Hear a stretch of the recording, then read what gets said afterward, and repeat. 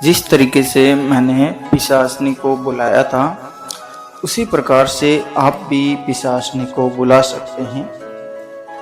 मुझे समय हुआ है, कुछ समय पहले मैंने पिशाचनी को बुलाया था। अगर आप पिशाचनी को सिद्ध करना चाहते हैं या उससे कुछ वार्तालाप करना चाहते हैं या केवल अनुभव के तौर पर भी उसको बुलाना चाहते हैं, तो आप इस विधि से आराम से बुला सकते हैं। उनसे वार्तालाप भी कर सकते हैं, उसको आप कंट्रोल करके सिद्ध भी कर सकते हैं। बशर्ते आपको ये होना चाहिए कि आप थोड़े मजबूत होने चाहिए, वरना क्या होता है कि अगर आपके ऊपर ये हावी हो जाती है तो आपको कोई नुकसान पहुंचा सकती है या आपके साथ में जुड़ के और भी कुछ अनहोनी कर देती है। ये अनहोनी तो नहीं करती है, वैसे एक बात मैं बता दूं, इसमें ये होना चाहिए कि आपको इसको समय पर कुछ भोग देना पड़ता है। आप इनके समय पर कुछ न कुछ इनके देते रहें और उनसे थोड़ा एक प्रेम वार्तालाप के साथ में रहेंगे तो आपके कार्य बहुत अच्छे हो जाएंगे।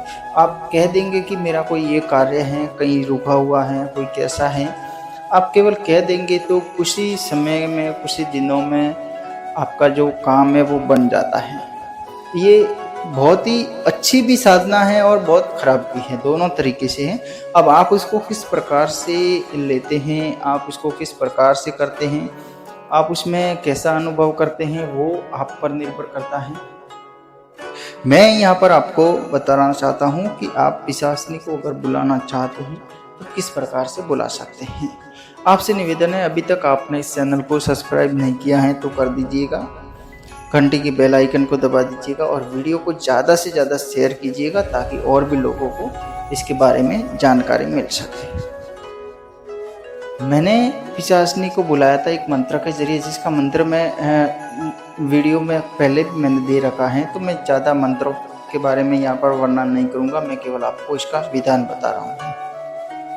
जब मैंने इनकी साधना की थी तो मैंने कुछ मालाएँ पहले तो मंत्र का जप किया था, फिर मैंने उसको उसी रात एक ही दिन में मैंने उसको बुलाया था, एक ही दिन में कॉल किया था।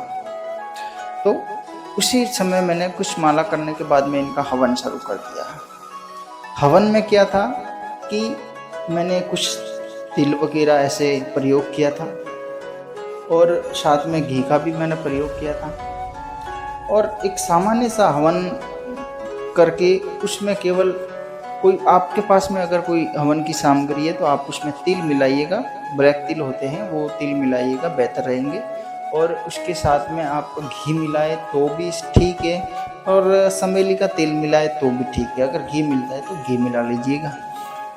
पिशाचनी कोई इतनी भी खराब शक्ति नहीं है, ये भी मैं आपको बता दूं। ये काम भी करती हैं, आपको ज़्यादा कोई नुकसान भी नहीं पहुंचाती है। ये है कि आपके घर में कोई कमज़ोर इंसान है तो उनको बार बार सपना ऐसे दिखाई देंगे कि वो डर जाते हैं इससे। ये आप ध्यान रखिएगा, आपको कुछ नहीं होगा अगर आप थोड़े शक्ति के मामले में, अध्यात्म के मामले में थोड़े पावरफुल है या आपके घर में भी कोई साधनाएं करते हैं या कोई मंत्र जप करते हैं या और कोई पूजा पाठ करते हैं तो उनको भी कुछ ऐसा होता नहीं है। लेकिन जो बिल्कुल कमज़ोर है, आप अगर गृहस्थी है तो आपकी कोई बीवी वगैरह है तो उसको कुछ ऐसे सपना आएंगे जिसमें ऐसी या तो वाइट कपड़ों में बहुत एक महान विशेष औरत दिखेगी या ब्लैक कपड़ों में दिखेगी और वो कभी कभी आप मतलब उनका पीछा करता हुआ भी दिखेगी। किसी इस प्रकार से मतलब सपना आते हैं, तो इसमें ज़्यादा डरने की ज़रूरत नहीं है। बस आपको कुछ हवन सामग्री के साथ में तिल मिलाना, कुछ घी वगैरह मिलाना है।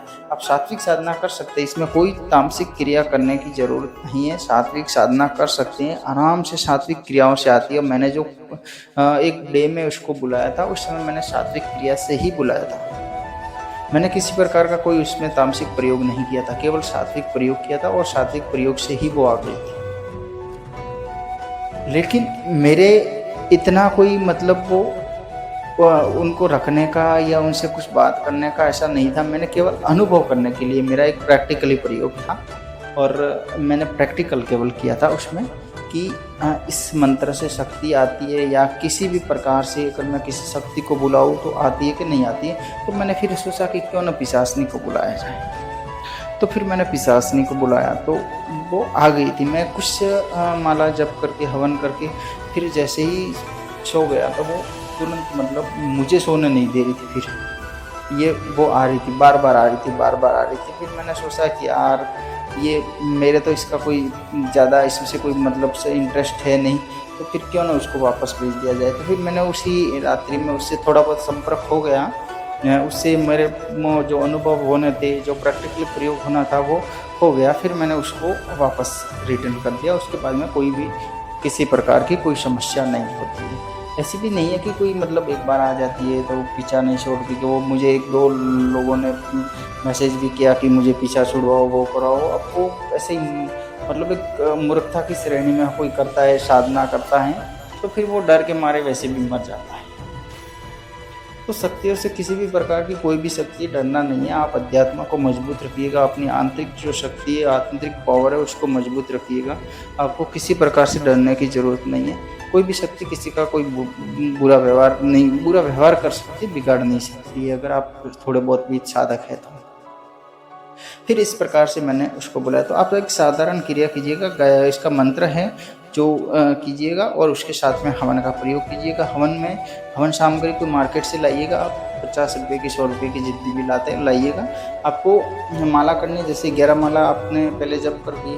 तो मंत्र छोटे छोटे होते हैं। पिशाचनी के मंत्र को एक वो बड़े बड़े मैंने देखे उसमें किसी ने डाल रखे, तो इतने बड़े मंत्रों की जरूरत नहीं है। आप नॉर्मल मंत्र जैसे ओम ह्रीं श्रीं पिशाचिनी स्वाहा, ओम क्लीं पिशाचिनी स्वाहा, ऐसे मंत्रों का प्रयोग कीजिएगा। इस प्रकार से आप 11 माला कीजिएगा। 11 माला जप करने में आपको 15 से 20 मिनट का समय लगता है। फिर आपको हवन में थोड़ा समय ज़्यादा लगता है। 11 माला आप हवन करते हैं। हवन आप कम से कम 11 माला कीजिएगा, जिसमें आपको आधा पौना घंटा लगेगा और आपका काम है वो हो जाएगा। ये एक साधारण प्रयोग है, इससे कीजिएगा। लेकिन किसी प्रकार की कोई घटना वगैरह होती है तो स्वयं उसके जिम्मेदार रहेंगे, क्योंकि हम केवल तंत्र के बारे में एक ज्ञान दे रहे हैं, अध्यात्म का ज्ञान दे रहे हैं, और पूरे चैलेंज के साथ कह रहे हैं कि आप सुरक्षा के साथ में कीजिएगा। हमने हमारी सुरक्षा के साथ में किया था।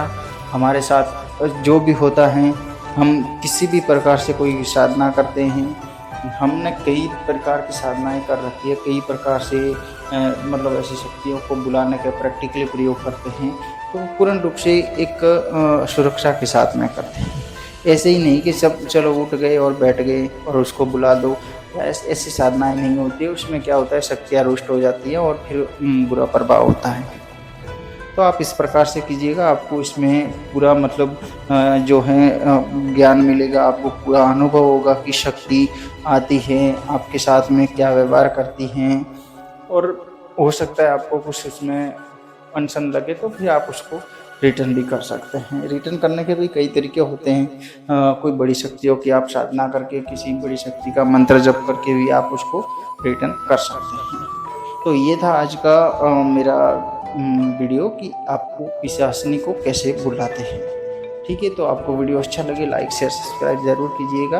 हर हर महादेव।